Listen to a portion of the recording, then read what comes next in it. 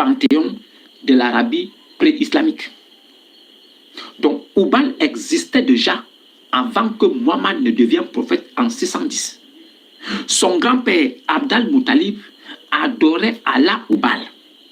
Et ce Allah Hubal était à l'intérieur de la Kaaba et non autour.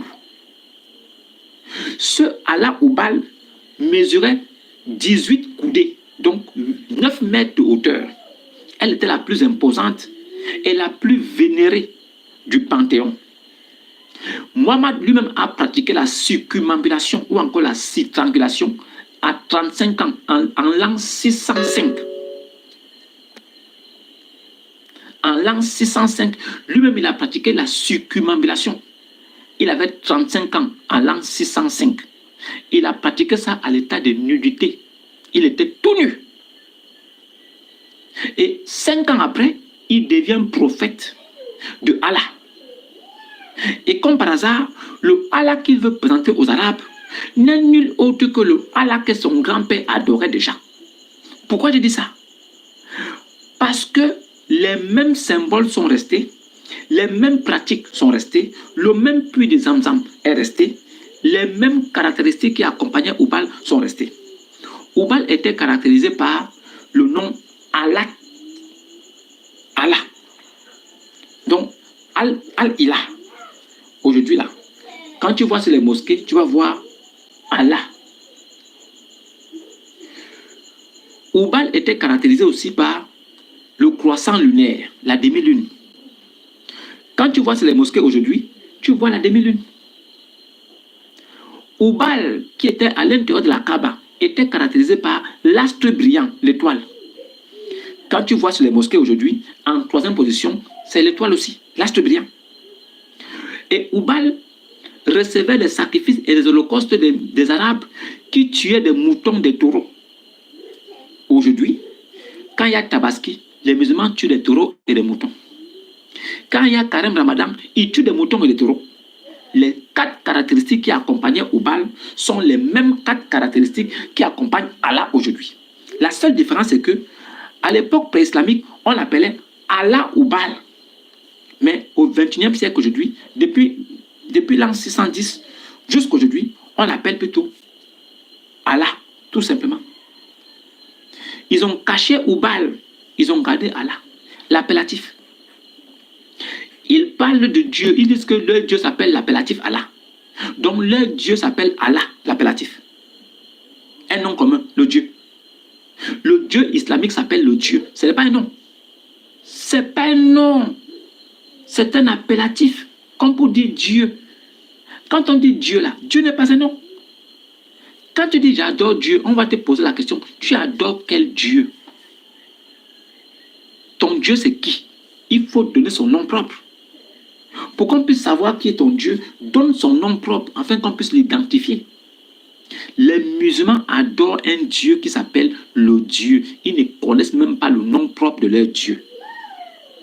Parce que leur prophète a caché le nom propre afin de dribbler tout le monde, de mentir qu'il adore le même Dieu que les Juifs. Il a voulu imiter les Juifs et les chrétiens arabes. Parce que les chrétiens arabes appelaient déjà leur Dieu Allah. Les chrétiens arabes appelaient déjà leur Dieu Allah. Et quand on leur posait la question, votre Allah s'appelle comment?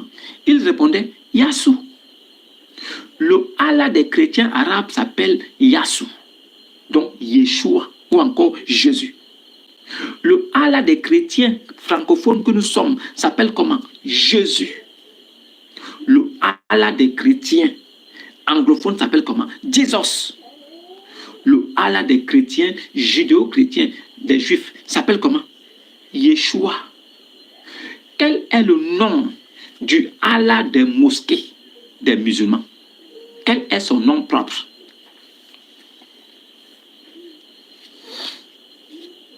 Quel est le nom propre du Allah des musulmans des mosquées? Quel est son nom propre? Vu que le Allah des chrétiens s'appelle Yeshua, Jésus ou Jesus. Maintenant, quel est le nom propre du Allah des mosquées? Quel est son nom propre? Quel est son nom propre? Il n'a pas de nom propre. Son nom propre est déjà connu. C'est pourquoi les musulmans disent dans le Coran que Allah a 99 noms moins 1. Ils disent que Allah a 99, il a 100 noms moins 1. Quand vous écoutez un musulman vous dire Allah a 100 noms moins 1, faites très attention à ce qu'il dit.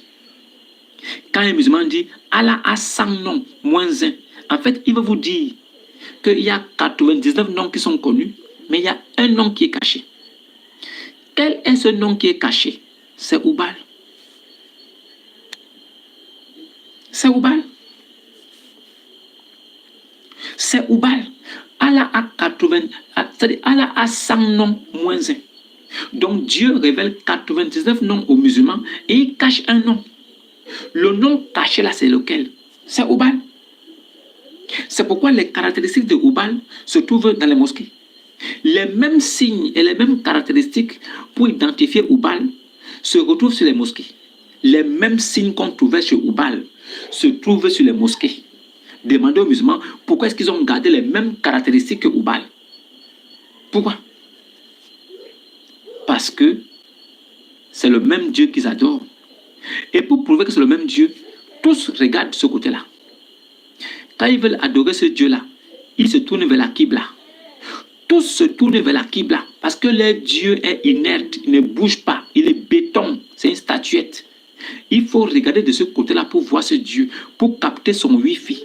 Parce que ce Dieu-là, tu ne captes pas son Wi-Fi, ta prière est inutile. Il faut capter le Wi-Fi de Allah pour se connecter avec lui. Il faut regarder un côté de la terre afin que, c'est-à-dire qu'il faut regarder un côté de la terre pour que ce Dieu puisse t'identifier. Ce Dieu n'est pas partout. Il n'est pas omniscient, il n'est pas omnipotent, il n'est pas omniprésent. Il est sur place là-bas à la Mecque, comme un béton comme ça. Il ne bouge pas.